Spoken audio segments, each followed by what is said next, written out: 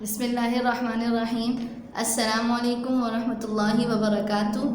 طالبات، آج میں جماعت ہفتم کی اسلامیات کی دوسرے ہفتے کی دوسری کلاس کے ساتھ یہاں موجود ہوں۔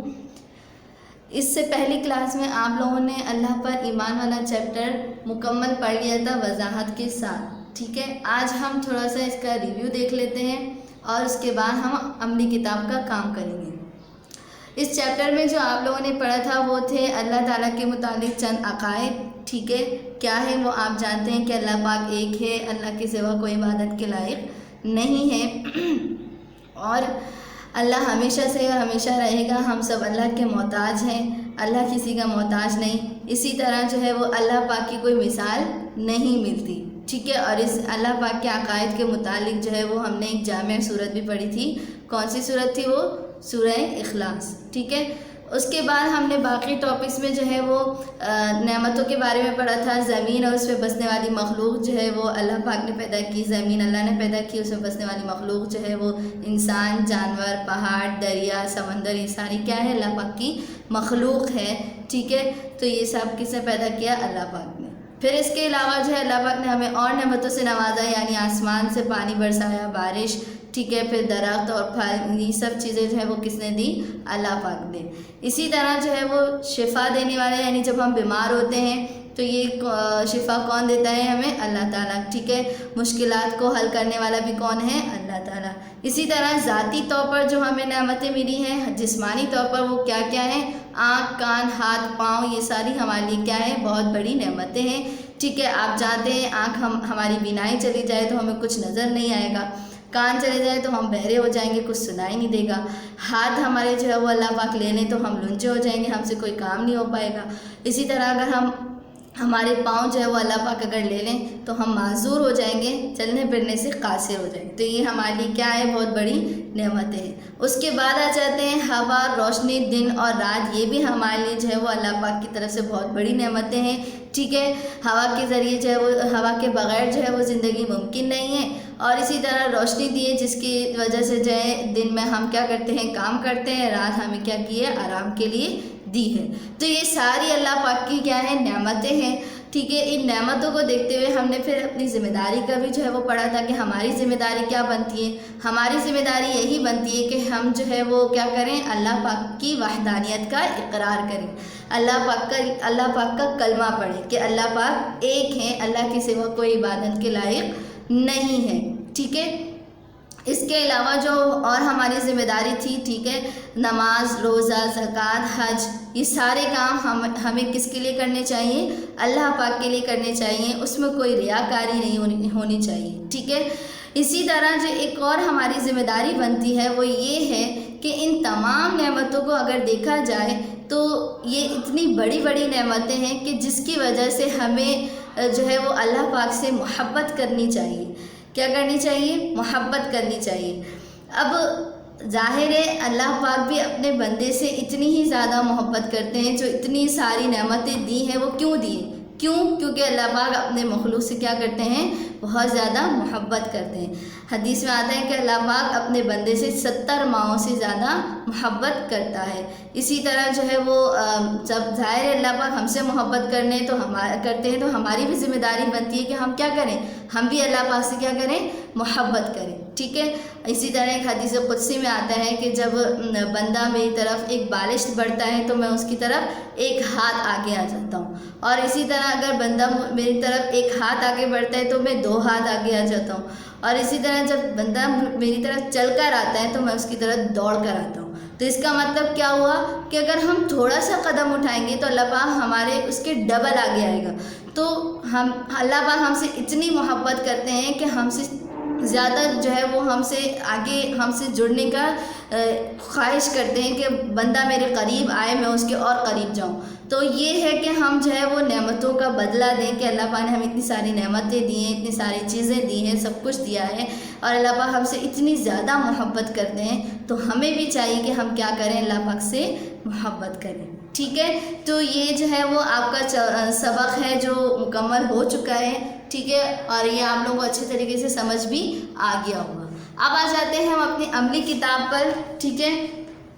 عملی کتاب میں ہم جو ہے وہ آج 5 سوالات کریں گے، ٹھیک ہے، پہلا سوال جو ہمارا ہے وہ ہے اللہ تعالیٰ کے متعلق ہمیں کیا عقائد رکھنے چاہیے. ٹھیک ہے، یہ آپ پڑھ چکے ہیں اور یہ آپ کے درسی کتاب کے صفحہ نمبر 12 پر موجود ہے. دوسرا سوال ہمارے پاس آ جاتا ہے اللہ تعالیٰ سے متعلق عقائد کے لیے قرآن کریم کی سب سے جامع صورت کون سی ہے. ٹھیک ہے، یہ آپ کو ترجمہ سمیت سنانا ہے. ٹھیک ہے، اور سنانے کے لیے آپ جانتے ہیں کہ آپ کو کیا کرنا ہوگا، یاد کرنا ہوگا. اور یہ آپ کو مل جائے گی صفحہ نمبر 13 پر آپ کی درسی کتاب کی. ٹھیک ہے، اس کے بعد آ جاتے ہیں تیسرا سوال ہے زمین اور اس میں بسنے والی کون کون سی چیزیں اللہ تعالیٰ نے بنائی ہیں. یہ بھی آپ کو صفحہ نمبر 13 پر مل جائے گا. ٹھیک ہے، سوال نمبر 4 آسمان کے ذریعے ہمیں کیا کیا نعمتیں حاصل ہوئی ہیں. یہ آپ کو صفحہ نمبر 14 پر مل جائے گا. اس کے بعد ہے سوال نمبر 5 بیماری میں شفا دینے والا اور ہماری تمام مشکلات کا حل کرنے والا کون ہے. یہ آپ کو صفحہ نمبر 14 پر ہی مل جائے گا. ٹھیک ہے، اس کے بعد آ جاتے ہیں ہم اپنی عملی کتاب پر. ٹھیک ہے، آپ کو عملی کتاب میں کیسے کام کرنا ہے ٹھیک ہے دیکھ لیجئے. عملی کتاب کا یہ آپ کے پاس صفحہ نمبر 8 ہے. اس سے پہلے بھی آپ ایک کوشچن کر چکے ہیں ایمان مفصل، ایمان کی تعریف. ٹھیک ہے، تو اس کے بعد آ جاتے ہیں اللہ پر ایمان والا ہمارا چیپٹر ہے. سوال نمبر 1 کیا ہے، اللہ تعالیٰ کے متعلق ہمیں کیا عقائد رکھنے چاہیے. 5 عقیدے لکھنے ہیں. ٹھیک ہے، تو یہ ہیں اللہ تعالیٰ ایک ہے، اللہ ہی عبادت کے لائق ہے، اللہ کے سوا کوئی عبادت کے لائق نہیں، اللہ ہر بات کو جانتا ہے، کوئی چیز اس سے چھپی ہوئی نہیں، اللہ بڑی طاقت اور قدرت والا ہے، اللہ ہی مارتا ہے، اللہ ہی زندہ کرتا ہے، یعنی مخلوق کی زندگی اور موت اسی کے حکم سے ہوتی ہے. دوسرا سوال ہمارے پاس ہے اللہ تعالیٰ سے متعلق عقائد کے لیے قرآن کریم کی سب سے جامع صورت کون سی ہے، ترجمہ سمیت سنائیے. ٹھیک ہے، تو یہ آپ کو یاد کرنی ہے لازمی صورت. آپ کو پتہ ہے کون سی صورت ہے، سورہ اخلاص. صفحہ نمبر 13 پر یہ درسی کتاب میں موجود ہے، آپ وہاں سے یاد کر لیجئے گا اچھے طریقے سے. ٹھیک ہے، ترجمے کے ساتھ یاد کرنی ہے. سوال نمبر 3 ہے ہمارے پاس زمین اور اس میں بسنے والی کون کون سی چیزیں اللہ تعالیٰ نے بنائی. ٹھیک ہے، یہ بھی صفحہ نمبر 13 پر ہے.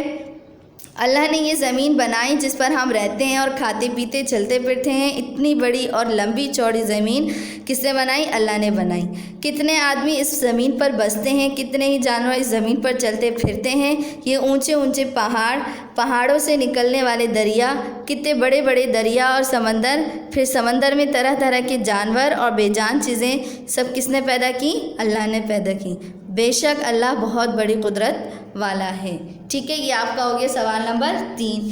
اس کے بعد آ جاتے ہیں ہمارے پاس ہے سوال نمبر 4 کہ آسمان کے ذریعے ہمیں کیا کیا نعمتیں حاصل ہوئیں. ٹھیک ہے، تو اللہ نے آسمان سے پانی برسایا، زمین پر درخت اگائے، درختوں میں پھل لگائے، طرح طرح کے پھل ہم کو کھلائے، یہ میٹھا میٹھا پانی ہم کو پلایا، ہماری بھوک کو مٹایا، ہماری پیاس کو بجھایا. یہ سب کس نے کیا، اللہ نے کیا. بے شک اللہ بڑا فضل والا ہے. ٹھیک ہے، اس کے بعد آ جاتے ہیں سوال نمبر 5 بیماری میں شفا دینے والا اور ہماری تمام مشکلات کو حل کرنے والا کون ہے. ٹھیک ہے، تو یہ بھی درسی کتاب کے صفحہ نمبر 14 پر موجود ہے. ہم جب بیمار ہوتے ہیں، کسی مصیبت میں گرفتار ہوتے ہیں، کوئی تکلیف ہم کو ستاتی ہے، کوئی ضرورت ہم کو پڑتی ہے، تو ہم کس کو یاد کرتے ہیں، اللہ پاک کو یاد کرتے ہیں. اللہ سے اپنی فریاد کرتے ہیں کیونکہ بیماری میں شفا دینے والا کون ہے، اللہ پاک. مصیبت سے نجات دینے والا کون ہے، اللہ پاک. اسی طرح تکلیف کو دور کرنے والا کون ہے، اللہ پاک. بے شک اللہ بہت بڑا رحم والا ہے.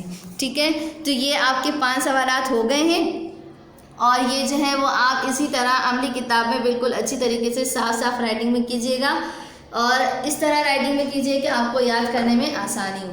آج آپ کے گھر کا کام کیا ہے کہ عملی کتاب میں سبق اللہ پر ایمان کے سوال نمبر 1 اور 3 سے 5 تک جو ہے وہ آپ کو عملی کتاب میں تحریر کرنا ہے. ٹھیک ہے، اور سوال نمبر 2 جو ہے وہ آپ کو یاد کرنا ہے، یعنی سورہ اخلاص ترجمے کے ساتھ یاد کرنی ہے. ٹھیک ہے، یہ آج کا ہمارا جو ہے وہ گھر کا کام ہے. اگلی کلاس میں ہم جو ہے وہ کنٹینیو کریں گے. اگلی کلاس تک کے لیے اپنی معلمہ کو اجازت دیجیے. السلام علیکم.